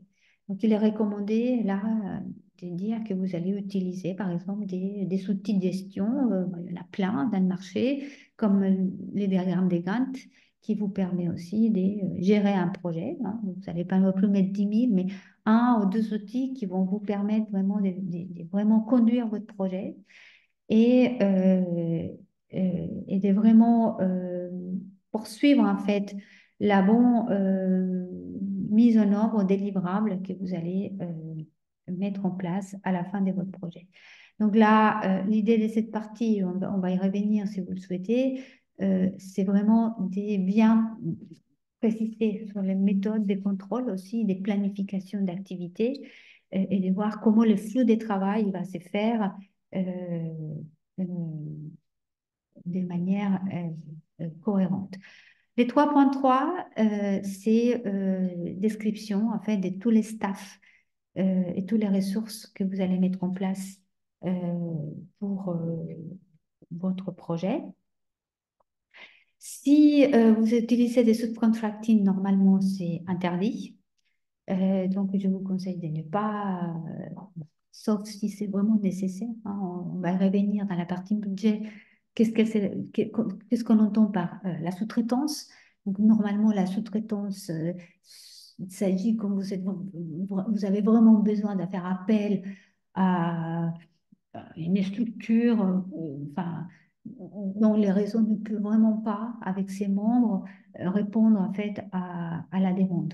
Je m'explique, vous faites des, je sais pas, des traductions et que dans votre écosystème, il n'y a pas un partenaire avec lequel vous travaillez depuis longtemps et que vous devez faire appel à une, je sais pas, une société de traducteurs pour faire des traductions. Bon, vous considérez vraiment que c'est la sous-traitance parce que vous allez faire un appel, donc 3 devis, c'est la meilleure qualité de prix qui va gagner. Donc ça c'est ce qu'on appelle la sous-traitance. Donc, on va y revenir dans la partie budget.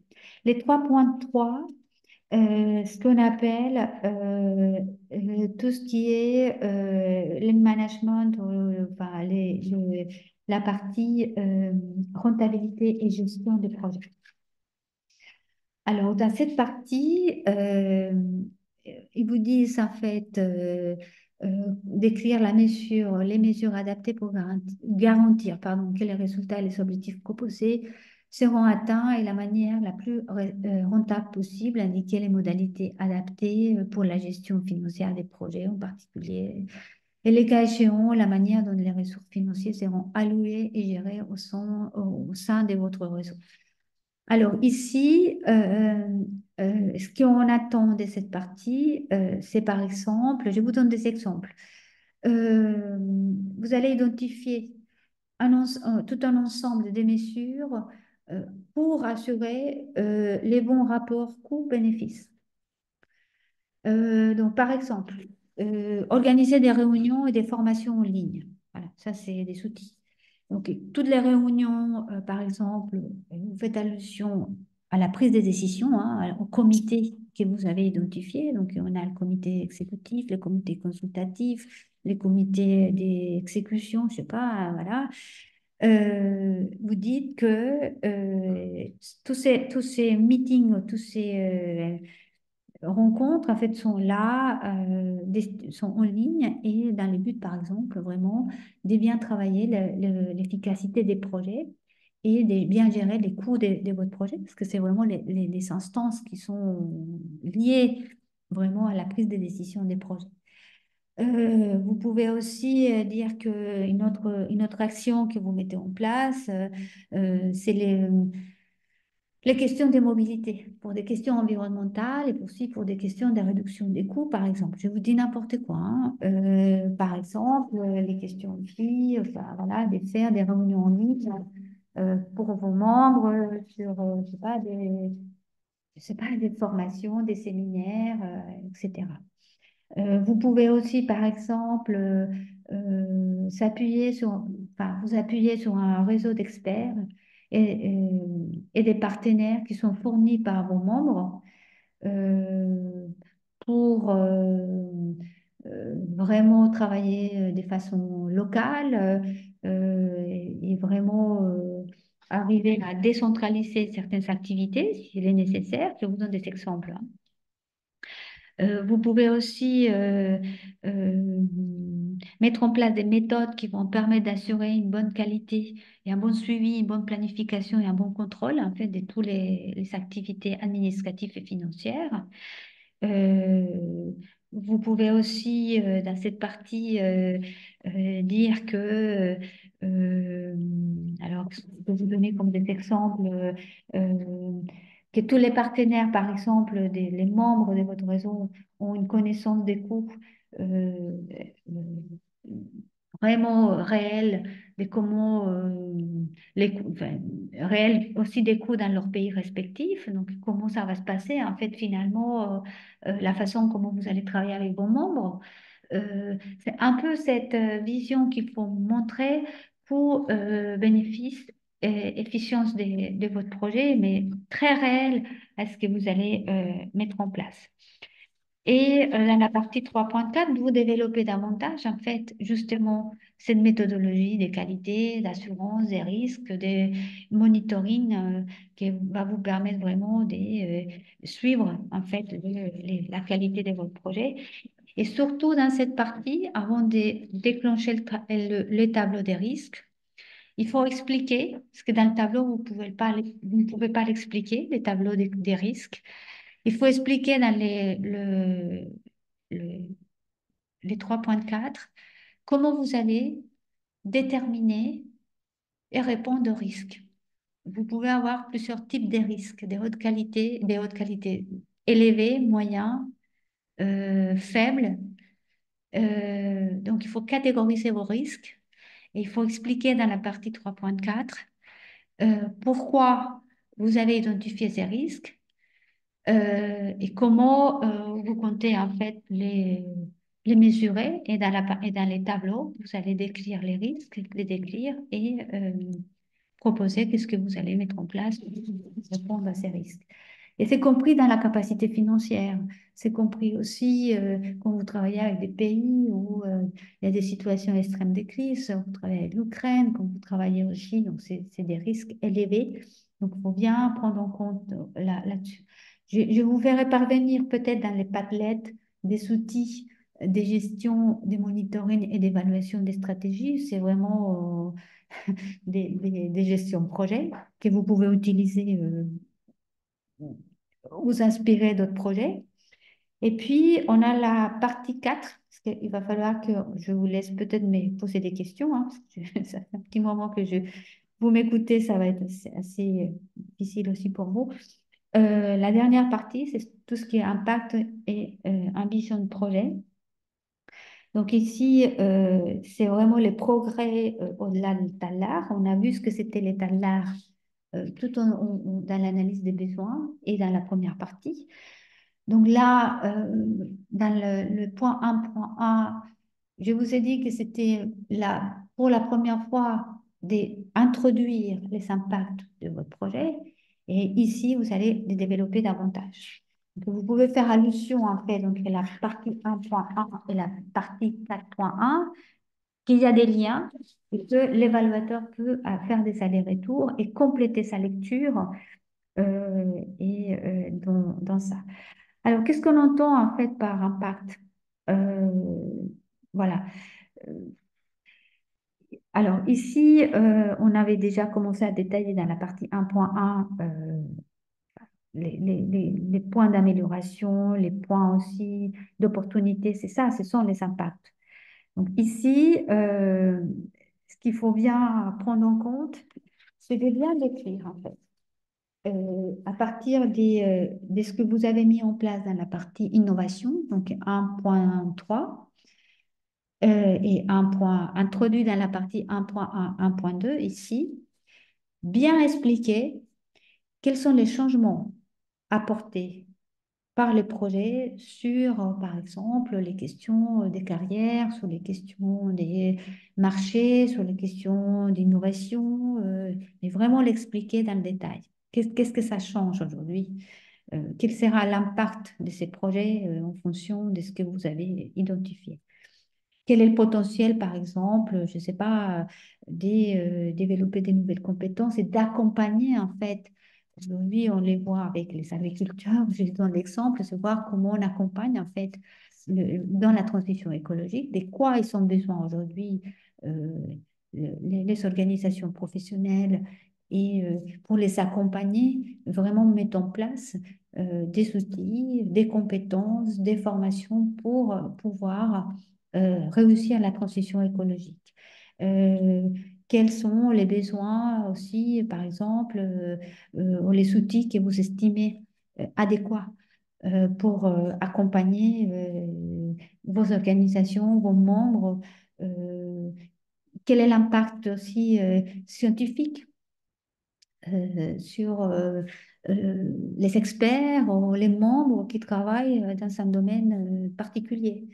Voilà, envisager vraiment toute évolution donc sociale, politique, euh, artistique, vraiment dans l'environnement de votre projet, qui pourrait bénéficier ou même les mettre dans une situation en fait qui va être euh, un point d'amélioration, un point d'opportunité. Donc c'est vraiment quel est l'impact en fait de votre projet et comment ces innovations vont produire des changements à court, à moyen et à long terme. Et au-delà de l'état de l'art qu'on a vu, est-ce que c'était. Donc, l'idée ici, c'est vraiment de bien, pareil,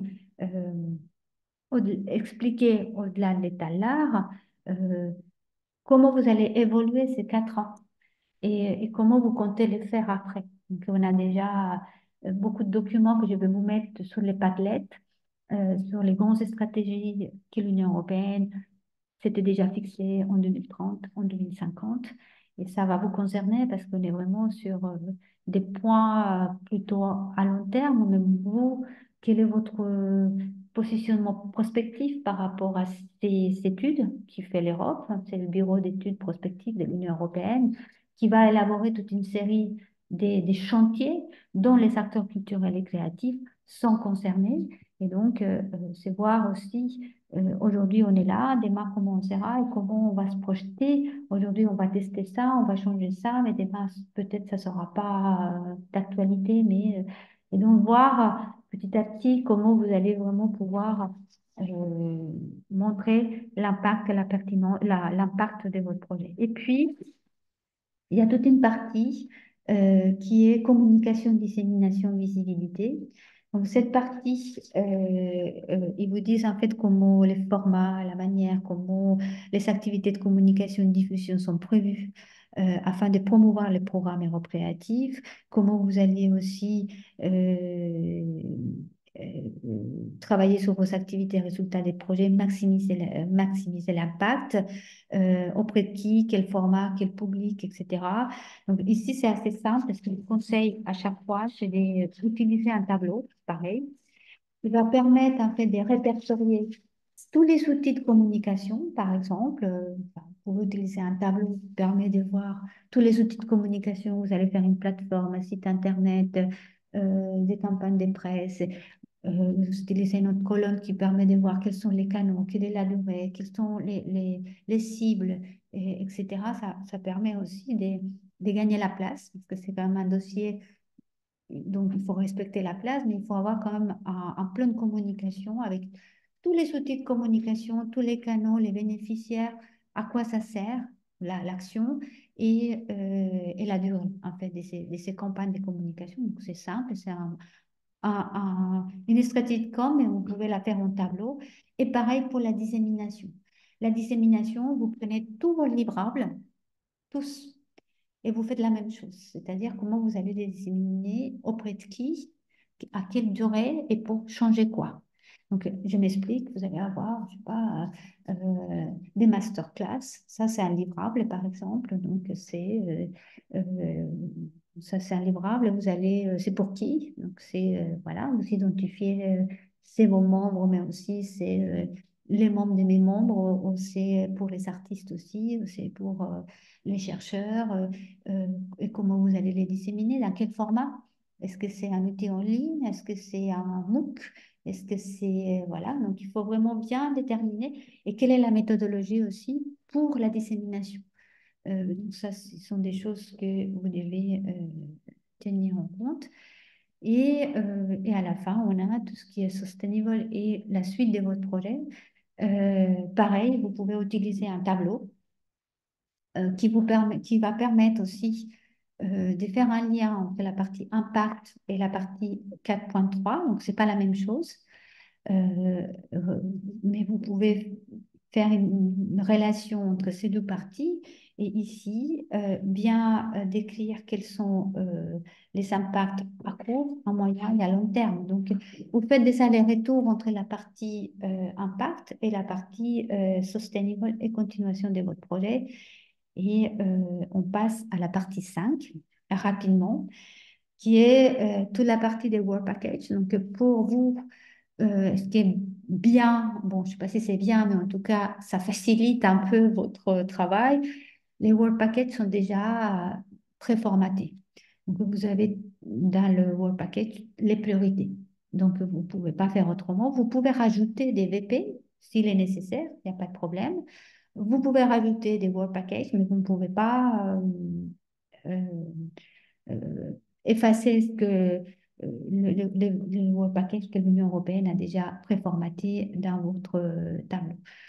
Alors, chaque work package donc, est composé de l'objectif, vous devez l'objectif, des activités et des milestones et des livrables. Donc, voilà, les milestones, c'est vraiment des dates clés qui permettent de voir quelles sont les étapes clés de votre projet. Donc, ça fait partie aussi des management et gestion, dire comment vous allez, par exemple, là, vous ne pouvez pas l'écrire, mais c'est une chose que vous devez écrire dans le processus de monitoring et de management. Quel est le calendrier ou les milestones ou les dates clés qui vont vous permettre vraiment de voir ou de contrôler si le projet est bien, enfin, bien, se déroule bien. Donc là, ici, on va voir que vous déroulez. Donc, on a un work package qui est management, gestion, coordination, donc, ce que je vous ai dit. Voilà. Euh, dans la partie euh, activité, dans la partie, il y a une partie activité qu'on a vue tout à l'heure, ici. En fait, ils vous disent, pardon, c'est ici.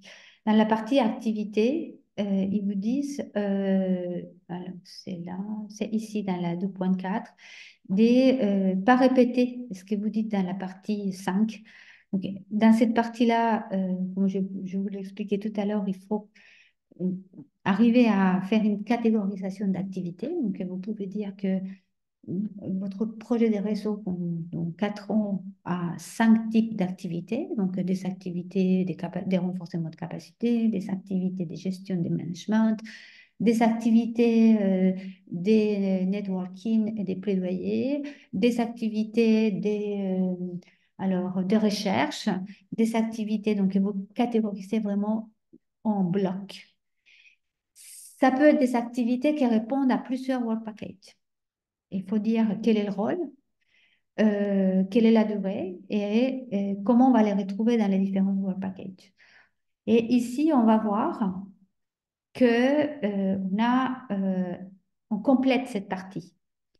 Parce que dans la partie activité, c'est vraiment bien développé, c'est 2.4, les nombres d'activités globales, les rôles euh, qui participent, ça correspond à quel work package et quel est le résultat de cette activité. Et ici, on va voir les détails en tâches, c'est-à-dire, on va voir par exemple VP management et coordination. Donc, ça va durer des débuts à la fin. C'est voilà, c'est vous, hein, c'est le réseau qui est bénéficiaire. Et ensuite, vous allez mettre en place toutes les tâches. Donc, si vous avez des tâches, par exemple, des gestions, vous dites, voilà, euh, tâche 1, 2, 3, description, les noms, et c'est ici solde, voilà. Les milestones, donc c'est vraiment vous pouvez avoir en fait euh, peu de milestones parce que c'est vraiment déterminer quels sont vraiment les milestones importants. Donc, voilà. Et des livrables par World Package sont vraiment tout ce que vous allez pouvoir euh, avoir comme résultat, comme livrable de chaque BP. Documents, compte rendu, recommandations, livre blanc, data, etc., etc. Voilà. Et on a l'estimation des budgets et les ressources. Et on va les faire la prochaine fois avec les budgets. Donc, c'est par mois.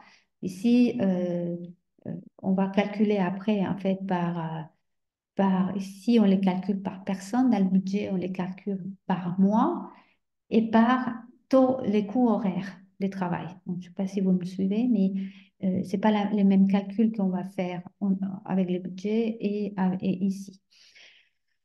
Et cette partie-là, c'est vraiment une partie des remplissages, en fait, de qui travaille dans le projet et délister dans cette partie tous les événements et les formations, training que vous allez mettre en place, mais tout, tout ce qui est vraiment événement, que ce soit formation, masterclass, festival, networking, etc. C'est vraiment lister l'ensemble.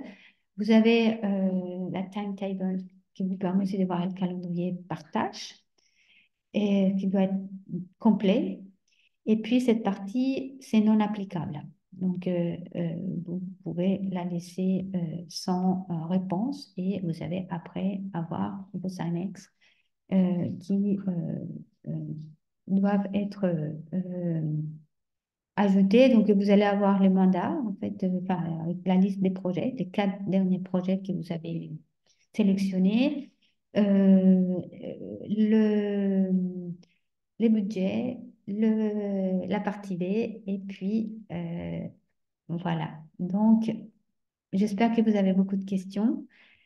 Je suis désolée, j'étais un peu trop longue, mais j'espère que voilà, j'ai pu répondre en fait à votre question. Est-ce que vous avez des questions?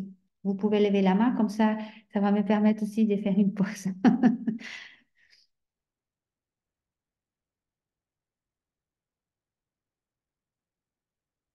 Alors, qui s'élance? Alors, Tiana.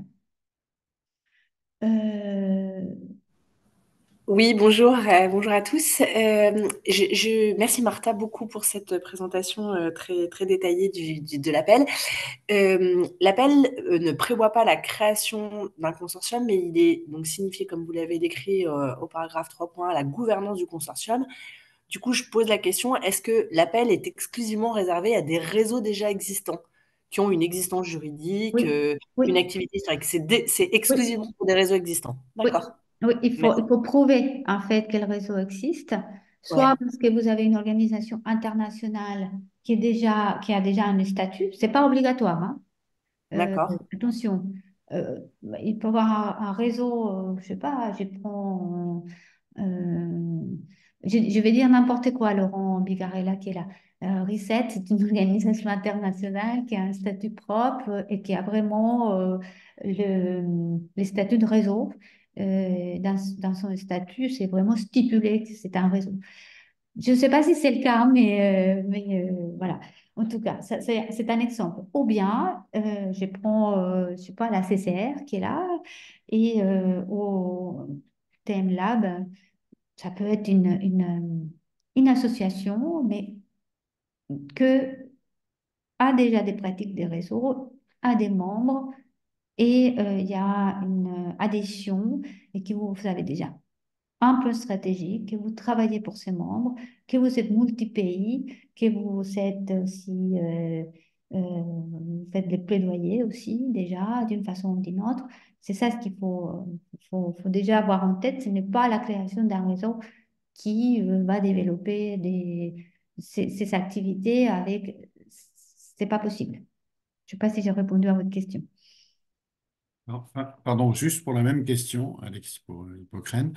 Euh, si ce réseau existe déjà avec une charte des pratiques, des outils de com, mais qu'il n'a pas de, mais c'est ni une mais qu'il n'a pas d'existence juridique, est-ce qu'il est éligible ou pas?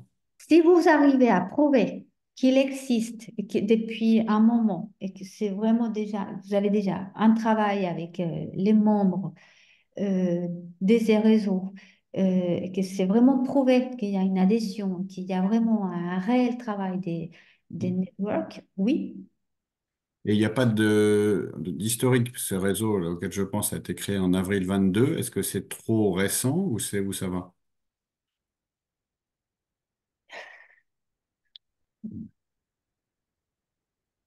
Bah, à l'école, il dit rien, mais ça me semble un peu raison. Merci beaucoup. Donc, il n'y a aucune chance si c'est un réseau informel, c'est-à-dire des structures qui sont reliées par des questions, des thématiques, des perspectives de travail, y compris innovantes, mais qui n'est pas à ce jour structuré comme en tant que tel, comme un réseau. Du coup, parce que sinon, j'ai peut-être perdu Alors, oui, à alors écouter l'appel qui est intéressant, mais voilà, qui a des exigences. J'ai je d'autres donne par questions aussi. exemple, c'est bien parce que la CCR, par exemple, c'est un réseau qui existe. Il est structuré. Je peux peut-être laisser parce que c'est le bon exemple. La CCR, c'est un réseau des centres culturels qui travaille avec des membres, qui a déjà tout un travail pour ses membres. Ils sont jamais postulés à Europe Créatif. Mais eux, oui, parce qu'il y a quand même un historique des réseaux. Je sais pas, ça existe depuis combien de temps, Johanna, la CCR? Depuis... Euh, Dans la variante française, 50 ans, dans la variante européenne, 40. Oui, non, c'est clair Donc, qu'on on est a une dans le charte métier. aux chartes européennes depuis 40 ans. Mais ils Alors, sont jamais postulés à Europe Créatif, par exemple. Et peut-être, Laurent, si tu veux nous reset, c'est l'exemple parfait. Oui, pour répondre à cette question, nous, on a candidaté à cet appel à projet Europe Creative Network pour la première fois donc en 2021. Et avant ça, nous n'avions pas un réseau en tant que tel structuré.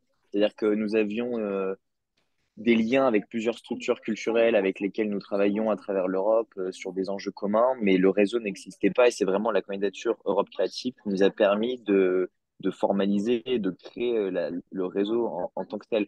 Par contre, ce qu'on avait aussi en historique, entre guillemets, c'était tout un travail qu'on avait mené à une échelle nationale. On s'est basé sur cette expérience pour raconter toute la méthodologie qu'on a mis en œuvre derrière à travers ensuite la création de ce réseau. Donc il y avait quand même à la fois un réseau informel existant à l'échelle européenne et surtout une méthodologie de mise en place d'un réseau à l'échelle nationale. Et on s'est appuyé sur ces deux dimensions pour formaliser notre candidature network.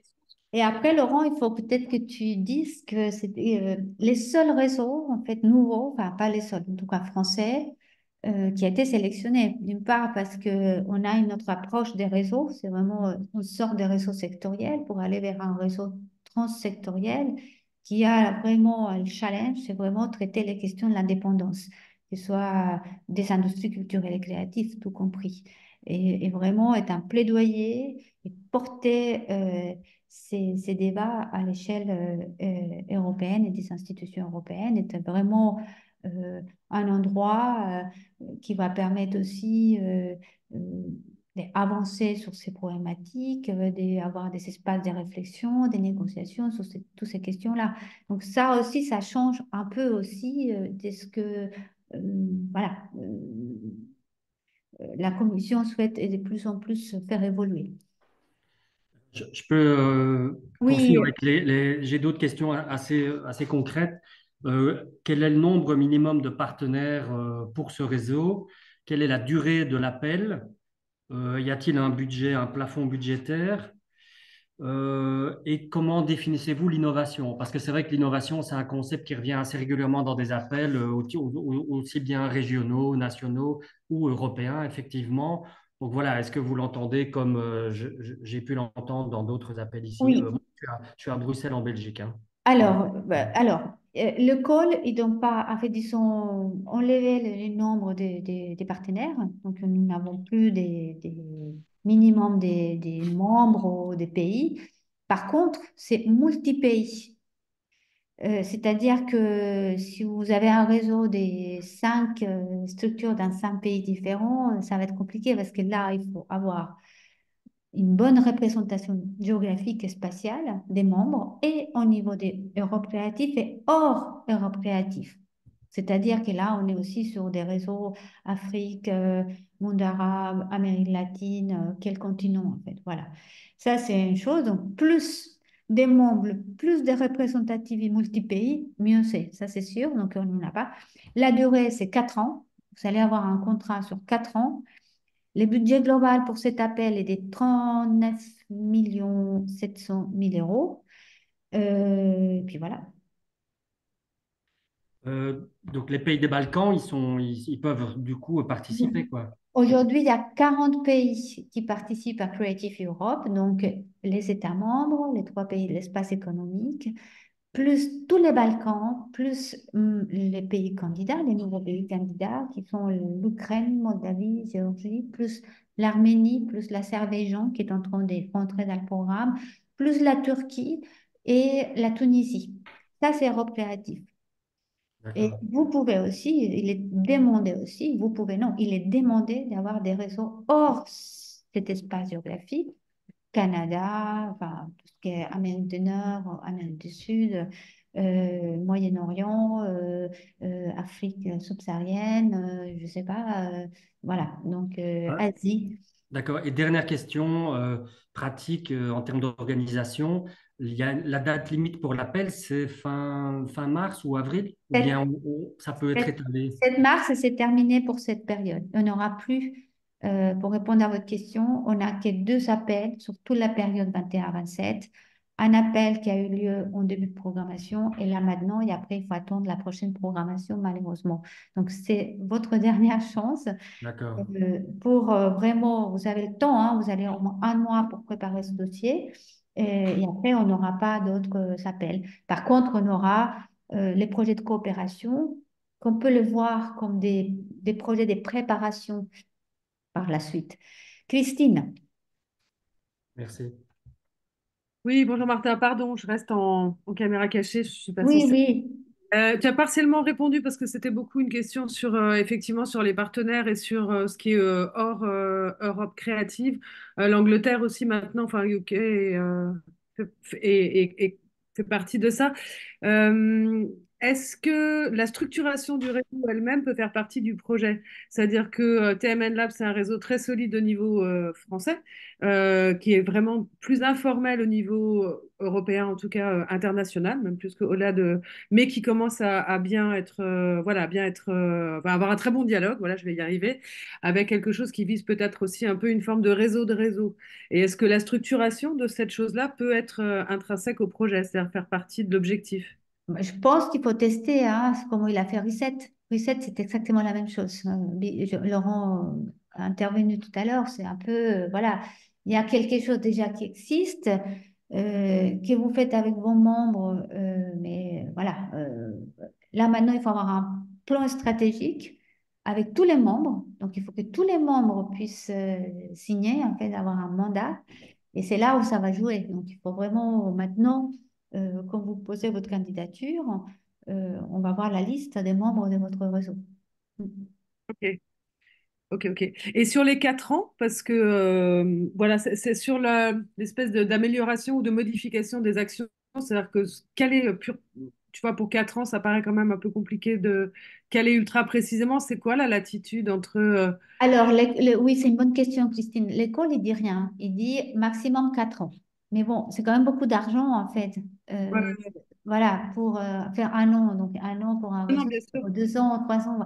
Je pense que vous allez avoir un contrat. En fait, la plupart des réseaux, c'est 4 ans. Donc, on le fait sur 4 ans parce que c'est là. Mais vous pouvez faire moins. En fait, tu peux faire moins, hein. Enfin, le TM Lab peut faire moins. C'est pas marqué dans l'école. Donc, mais en revanche, ce qu'on conseille, c'est de faire 4 ans avec une proposition.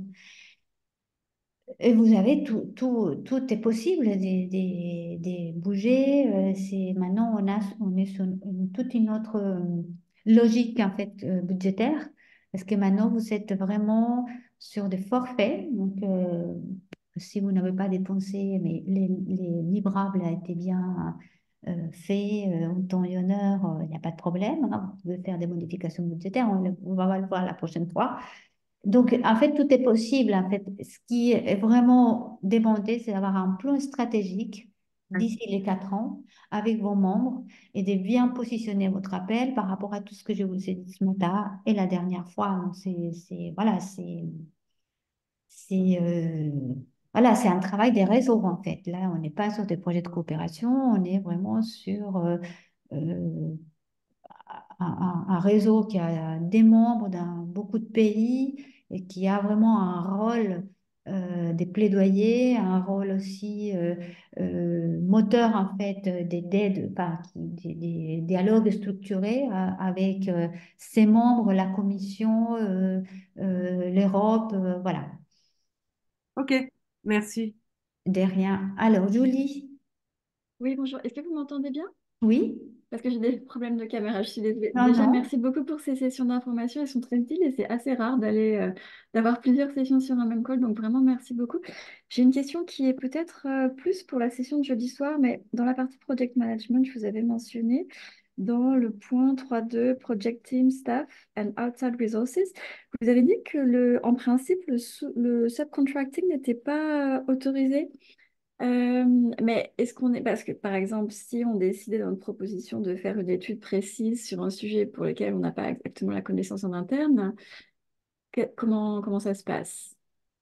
Alors, ça ne sera pas des subcontracting, c'est vraiment, en fait, ce que la commission ne souhaite pas, c'est que Mhm.